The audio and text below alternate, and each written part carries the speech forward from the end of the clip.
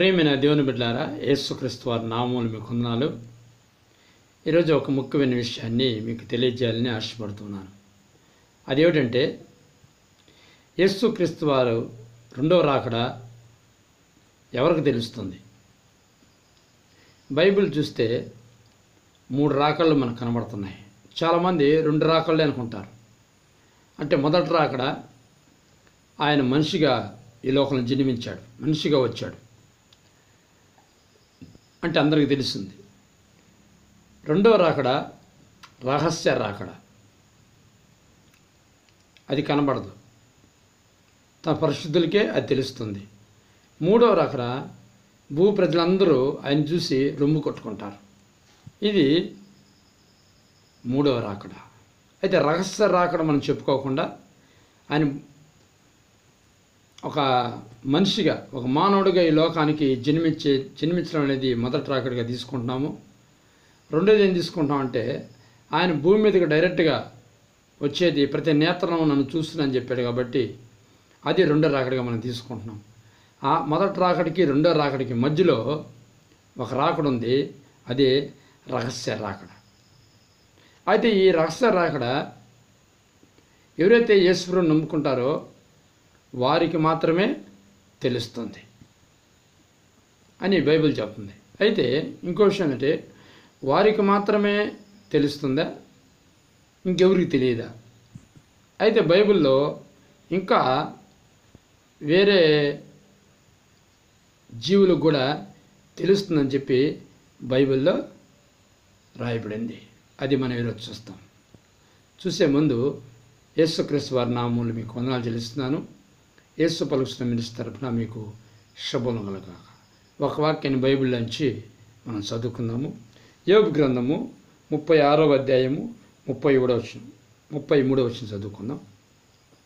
తాను వచ్చుచున్నాడని ఆయన పశువులకును తెలుపును.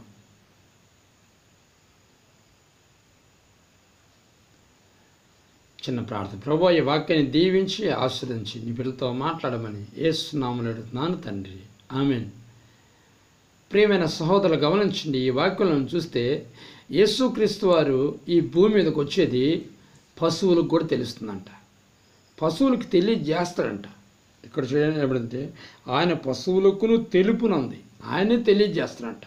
అంటే ఒక పశువులకేనే కాదు, ఇక్కడ ప్రతి ఒక్క జంతువుకు కూడా, భూమి మీద ఉన్న ప్రతి ఒక్క జంతువుకు కూడా, ఆయన ప్రతి ఒక్క జీవి కూడా యేసుక్రీస్తుడు ఈ భూమి మీదకి వచ్చేది తెలుస్తుంది, ఆయన తెలియజేస్తాడు.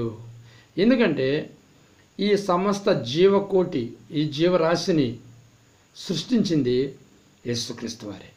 వాటికి తగిన జ్ఞానాన్ని దేవుడు ఒక్కొక్క దానికి దేవుడు అనుగ్రహించాడు. ఆ జ్ఞానం ప్రకారంగా అవి నడుచుకుంటున్నాయి. ఆ జ్ఞానం ప్రకారంగా అవి దేవుని స్తుతిస్తున్నాయి. ఆ జ్ఞానం ప్రకారంగా అవి ఆహారం సంపాదించుకుంటున్నాయి దేవుని దగ్గర నుంచి. ఆ జ్ఞానం ప్రకారంగానే జీవిస్తున్నాయి, తన జీవనాన్ని గడుపుతూ ఉన్నాయి. చూడండి, కనుక చిన్న జీవికి చిన్న జ్ఞానం ఉంటుంది, పెద్ద జీవికి పెద్ద జ్ఞానం ఉంటుంది. ఏ జీవికి ఆ జ్ఞానం ఉంటుంది. చిన్న దోమలు ఉన్నాయి, వాటి జ్ఞానం పట్టుకుంది. పెద్ద ఏనుగు ఉంది, వాటి జ్ఞానం పట్టుకుంది. దేవుడు ఇచ్చిన జ్ఞానం చొప్పున అవి నడుచుకుంటున్నాయి. అంతేకాదు, ఇవి జ్ఞానం కంటే కూడా ముఖ్యమైనది ప్రేమ. అన్నిటికీ కూడా తల్లి ప్రేమ ఉంది, తండ్రి ప్రేమ ఉంది, చూసివా, బిడ్డ ప్రేమ ఉంది.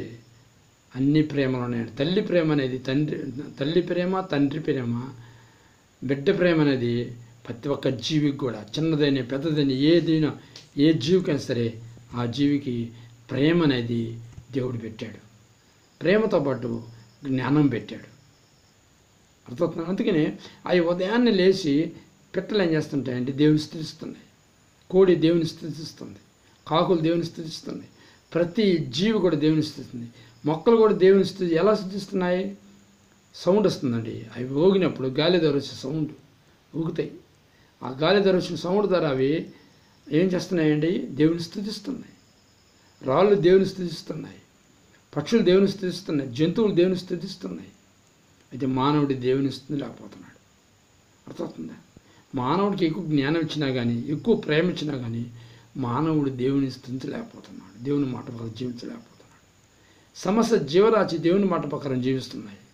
చూడిసిందులకు జ్ఞానం ఇచ్చాడు. ఆ జ్ఞానం ద్వారా అంతరేంద్రియాల జ్ఞానం ఇచ్చాడు అప్పుడు దేవుడి గ్రంథంలో. ఆ జ్ఞానం ద్వారా అవి దేవుని మాట ప్రకారం జీవిస్తూ ఉన్నాయి. చూడండి, కనుక గమనించండి, ప్రతి జీవికి కూడా జ్ఞానం ఇచ్చారు. కనుకనే ప్రతి జీవికి కూడా ఆయన వచ్చేటప్పుడు ప్రతి జీవి కూడా తెలిపే బాధ్యత దేవునికి కూడా ఉంది. కనుక ప్రతి జీవికి, పశువులకు కూడా ఆయన రాకడ దేవుడు తెలియజేస్తాడు. అయితే మనకు కొంతమంది తెలియకుండా పోతుంది. ఎందుకంటే యేసుప్రభువుని నమ్ముకుని కూడా ఆయన మాట ప్రకారం మనం నడుచుకోకపోతే ఆయన రాకడ మనకు తెలియదు.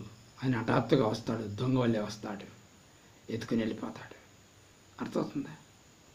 తన ప్రజలను ఎత్తుకుని వెళ్ళిపోతాడు.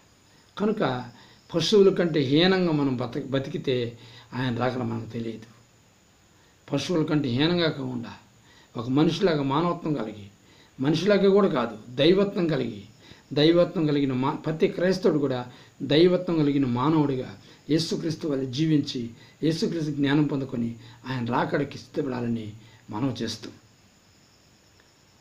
ప్రతి జీవికి తెలిసిన ఆ యొక్క రాకడ మనకు కూడా దేవుడు తెలిపే విధంగా, మనం జీవించే విధంగా దేవుడు సహాయం చేయాలని కోరుకుంటూ ప్రార్థన చేసుకుందాం. పరిశుద్ధుడైన తండ్రి, ప్రేమగల దేవా, ఈ వాక్యాన్ని దీవించి ఆశీర్వదించమని, ఈ వాక్యాన్ని ప్రతి బిడ్డనైనా తండ్రి నీకు స్తోత్రాలు తెలుస్తూ, ప్రభువా మంచి జ్ఞానం కలిగి నీ మాట వరకు జీవించి ఆయన రాకడికి ఎత్తబడే విధంగా మేలుకొని ప్రభువా ఉండే కృప దయచేయు. యేసులో ఉన్నాడు, మెలకువగా ఉండండి, నా రాకడ ఎప్పుడు వస్తుందో ఆ రాకడికి మీరు కనిపెట్టండి. మెలకువ గుండి ప్రార్థన చేయనాడు. మెలకువ కలిగి ప్రార్థన చేసి కృప దయచేయు. అన్ని జీవులు ప్రార్థన చేస్తున్నాయి, ఉదయం లేచి స్తుతిస్తున్నాయి. మానవుడు స్థితించలేకపోతున్నాడు ప్రభా. ముఖ్యంగా ప్రభువుని నమ్ముకున్న వాళ్ళు స్థితించలేకపోతున్నాడు తండ్రి. కనుక తండ్రి కుమారుడు యేసుక్రీస్తు నమ్మిన ప్రతి ఒక్కరు కూడా స్తుతించే విధంగా, మెలకువ కలిగి ప్రార్థించే విధంగా సహాయం చేయమని, ఆ రాకడ కనిపెట్టి లేవబడి బిడ్డ తయారు చేయమని యేసు నామములో అడుగుతున్నాను తండ్రి. ఆమేన్.